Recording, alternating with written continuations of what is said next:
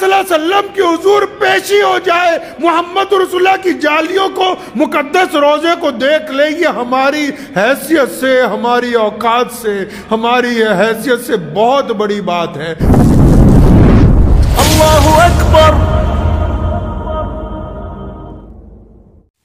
بیت اللہ کی طرف جانے کا ارادہ کیجئے، انشاءاللہ تعالی اللہ اس ارادے کو پورا کر دیں گے انشاءاللہ تعالی۔ ارادہ بنا لیں اپنے اپنے دل میں کہ انشاءاللہ جانا ہے اللہ کے گھر تک اور محمد رسول اللہ صلی اللہ علیہ وسلم کے روضہ مبارک تک۔ ابھی میں گیا تھا پچھلے مہینے عمرہ کرنے کے لیے، تو میں آپ کو ایک ذاتی تجربہ بتاتا چلوں کہ میرے والد صاحب رحمۃ اللہ علیہ، ہمارے جتنے بزرگ گزرے، جو اب وہاں کا حکمران ہے، تو ان کے دادا، میرے دادا رئیس الارار مولانا لدھیانوی جو تھے، ان کے دوستوں میں سے تھے شاہ مسعود اول کے۔ تو جب بیت اللہ کے لیے گئے تو شاہ نے کہا کہ یہیں بس جاؤ، تو فرمایا نہیں، یہاں نہیں بسنا۔ پوچھا کیا بات ہے، کیوں نہیں بسنا؟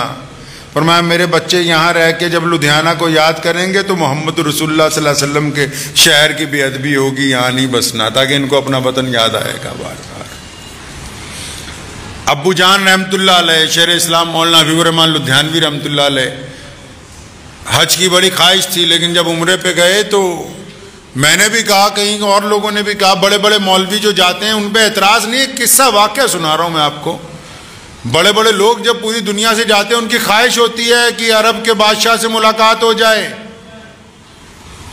بادشاہ سے نہیں تو امام حرم سے ملاقات ہو جائے۔ حرم کا امام تو بادشاہ کے بالکل خاص میں سے ہیں، جو کہہ دے وہ ہو جاتا ہے۔ مؤذن سے ہی ملاقات ہو جائے، حرم شریف کے مؤذن کا اتنا پروٹوکول ہے کہ اگر مؤذن کسی ملک میں چلا جائے تو وہاں کروڑوں مسلمان اکٹھے ہو جاتے ہیں کہ بیت اللہ کا مؤذن ہے۔ وہ تو اللہ تعالیٰ نے ان کو شہزادے بنایا ہے، اللہ نے ان کو بڑی عزت عطا فرمائی ہے۔ تو ابو جان رحمۃ اللہ علیہ کو بڑے لوگوں نے اصرار کیا، جب بیت اللہ میں جاؤ گے، عمرہ کر لو گے، تمہاری ملاقات وہاں دو چار بڑے لوگوں سے کروا دیتے ہیں، امام صاحب سے کروا دیتے ہیں، دو چار گورنروں سے ملوا دیتے ہیں۔ فرمایا اتھے آ کے بھی بادشاہ نو ملنا ہے، اللہ دے گھر چ بھی آ کے بادشاہ نو ہی ملنا ہے۔ حضرت عمر رضی اللہ تعالیٰ عنہ کے پڑپوتے نے یہ بات کہی تھی۔ وقت کے حکمران نے دیکھا کہ عمر بن خطاب کا پوتا حرم کا طواف کر رہا ہے، کہنے لگا ہاں کچھ چاہیے تو مجھے بتاؤ۔ اور فرمایا اللہ کے گھر میں بھی آ کے تجھ سے مانگنا ہے، یہاں آ کے بھی تجھے ہی درخواست دینی ہے۔ بڑا شرمندہ ہوا، کہنے لگا اچھا میں باہر انتظار کرتا ہوں۔ جب طواف کر کے باہر نکلے، باہر ملا کہ اچھا اب بتاؤ، اب تو اللہ کا گھر اندر رہ گیا، میں باہر ہوں۔ اور فرمایا جب اس مالک سے جس سے مانگنا تھا، جو دنیا کا مالک ہے، اس سے دنیا نہیں مانگی تو اس سے کیا دنیا مانگے گے ہم؟ جو لوگ جاتے ہیں، خاص کر آج کل جو بزنس کر رہے ہیں عمرے کا، مدینہ المنورہ جائیں، لوگ 15 دن رہتے ہیں۔ میں نے اپنے اکابرین کو دیکھا، بزرگوں کو دیکھا، اور مولانا حضرت امام ابو حنیفہ رحمۃ اللہ علیہ کی زندگی کا واقعہ۔ مریدوں نے بار بار کہا حضرت چلیں مدینہ، فرمایا چلوں گا لیکن 3 دن رہوں گا۔ مکہ عقیدتوں کا مرکز ہے، مکہ عقیدتوں کا مرکز ہے۔ جائیے بیت اللہ کو پکڑ کے روئیں زاروں کی طرح، اللہ کے آگے گڑ گڑائیے، لیکن مدینہ محمد الرسول اللہ کا شہر ہے، یہ محبتوں کا مرکز ہے۔ محبت میں ذرہ سی بھی گستاخی اللہ کے حضور پسند نہیں کی جاتی۔ قرآن پاک میں اللہ نے فرمایا اپنی آواز کو میرے نبی کی آواز سے دھیما کر لو، اپنی چال کو نبی کی چال سے پیچھے رکھو، آداب کے اندر رہو۔ جن لوگوں کو اگر شوق بھی ہے مدینہ منورہ میں رہنے کا، وہ چاہے مہینہ رہنا چاہیں، لیکن اس بات کا خیال رکھیں کہ مدینے کی گلی کوچے ہوں۔ مدینے میں محمد رسول اللہ صلی اللہ علیہ وسلم کا روضہ تو عرش معلیٰ سے اعلیٰ مقام ہے، عرش اللہ معلیٰ سے اعلیٰ مقام ہے، لیکن مدینہ کی گلیاں، مدینہ کے ہوٹل، مدینہ کی شاہراہیں، مدینہ کے جو جانور ہیں، مدینہ منورہ کے اگر کتا بھی آگے سے گزرتا ہو اس کو بھی راستے سے ہٹا دینا بے ادبی کے اندر آتا ہے۔ اس لیے جن لوگوں کو شوق ہے وہاں جا کر رہنے کا وہ اس بات کو ملحوظ رکھیں کہ اس شہر میں آپس کے اندر مذاق نہیں کیا جا سکتا، اس شہر کی کوئی برائی کسی بھی طرح کی کرنے کی کوشش نہیں کی جا سکتی، اس شہر کے لوگوں کے اوپر نعوذ باللہ تنقید کی کوشش نہیں کی جا سکتی، اس شہر کے ذرات کی بھی ان کی قدر و قیمت کرنا مسلمانوں کے اوپر فرض ہے۔ اس لیے بڑے اکابرین جب بھی مدینہ منورہ گئے حاضری کے بعد فوراً مدینہ منورہ سے واپسی ہوئی کہ مبادا کوئی گستاخی نہ ہو جائے محمد رسول اللہ کے شہر میں، کیونکہ ہمارا سارا سرمایہ بیت اللہ کس سے ہے جی؟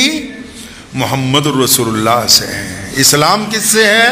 محمد الرسول اللہ سے ہے۔ میں 2-3 مرتبہ گیا ہوں، میرے کئی ساتھیوں نے کہا کہ جالیوں کو ہاتھ لگایا جا سکتا ہے یا نہیں جا سکتا۔ میں پہلے بھی یہ بات آپ کو دہرائی، میں نے کہا یہ عالم بتا سکتے ہیں، فتویٰ دے سکتے ہیں کہ کوئی کہے جالیوں کو چومنا سنت ہے، کوئی کہے کہ جالیوں کو ہاتھ لگانا برکت کی بات ہے، کوئی کہے ہاتھ لگانا نہیں ہے، کوئی کہے نہیں چومنا، کوئی کہے چومنا۔ میں ان کے مسئلوں میں فتووں میں نہیں پڑتا، میں تو صرف اپنے ضمیر سے بار بار یہ پوچھتا ہوں کہ جن ہونٹوں سے ہم ان جالیوں کو چومنا چاہتے ہیں، جن ہاتھوں سے ان جالیوں کو چھونا چاہتے ہیں، کیا یہ اس قابل ہے کہ یہ محمد رسول اللہ صلی اللہ علیہ وسلم کے روضے تعالیٰ تک پہنچ جائے؟ یہ اس قابل ہے؟ کیا یہ وجود اس قابل ہے؟ ہم کہاں، محمد رسول اللہ کہاں؟ ہم جیسا گنہگار محمد رسول اللہ کے روضے تک پہنچ جائے، رسول اللہ صلی اللہ علیہ وسلم کی حضور پیشی ہو جائے، محمد رسول اللہ کی جالیوں کو، مقدس روضے کو دیکھ لے، یہ ہماری حیثیت سے، ہماری اوقات سے، ہماری حیثیت سے بہت بڑی بات ہے۔ یہ تو مسئلہ ہی کوئی نہیں کہ ہاتھ لگائیں یا نہ لگائیں، ہم تو اس قابل نہیں کہ مدینہ منورہ تک پہنچ جائیں۔ اگر پہنچ جائیں تو پھر اللہ کا شکر ادا کریں، پہنچ جائیں تو محمد رسول اللہ کے حضور بار بار سلام پیش کریں، پہنچ جائیں تو ہمہ وقت درود پاک پڑھتے رہیں۔ اس لیے اس مہینے کے اندر جو یہ ذی الحجہ کا مہینہ چل رہا ہے، میری آپ حضرات سے یہی گزارش ہے کہ بار بار ارادہ کیجئے کہ یا اللہ آپ کا گھر دیکھنا ہے، یا اللہ محمد رسول اللہ صلی اللہ علیہ وسلم کے روضے کی حاضری چاہیے، یا اللہ آپ کے محبوب علیہ السلام کے روضے مبارک پر سلام پیش کر بار بار ارادہ کریں۔ اور یاد رکھیں اس بات کو، بالکل بیت اللہ اور محمد رسول اللہ صلی اللہ علیہ وسلم کے روضے کے سفر کے لیے دولت نہیں چاہیے۔ آپ اگر سچے دل سے ارادہ کریں گے، جب اللہ کی طرف سے بلاوا آئے گا آپ کو پتہ نہیں لگے گا کہ آپ پہنچ کیسے گئے ہیں وہاں۔ اس بات کو یقین سے پلے باندھ لیجئے کہ وہاں جانے کے لیے دولت نہیں چاہیے، وہاں جانے کے لیے ایک نیک دل چاہیے، پاک ارادے چاہیے، اللہ کے حضور دعائیں چاہیے۔ اللہ تعالیٰ اس کو اگر قبول کر لیں گے تو انشاءاللہ تعالیٰ ہم سب لوگ ایک دن حج بیت اللہ کے لیے اللہ تبارک و تعالیٰ کے حضور پیش ہو جائیں گے۔ دعا کیجئے کہ اللہ تعالیٰ مجھے بھی اور آپ سب کو بھی ان باتوں پہ عمل کرنے کی توفیق عطا فرمائے۔ وآخر دعوانا ان الحمدللہ رب العالمین۔ مجھے امید ہے کہ آپ کو یہ ویڈیو پسند آئی ہوگی۔ اگر پسند آئی ہو تو یہ آپ اپنے دوستوں کے ساتھ شیئر کریں اور اس چینل کو سبسکرائب ضرور کریں۔